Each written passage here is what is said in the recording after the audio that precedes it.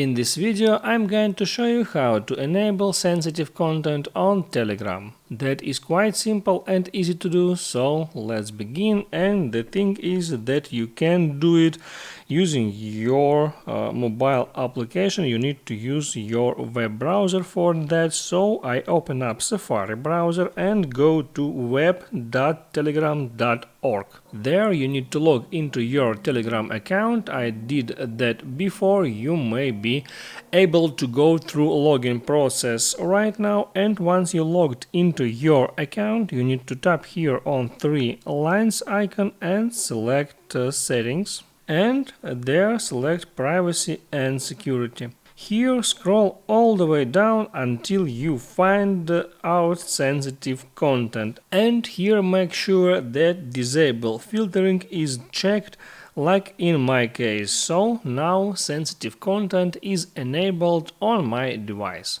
Hit the like button and don't forget to subscribe.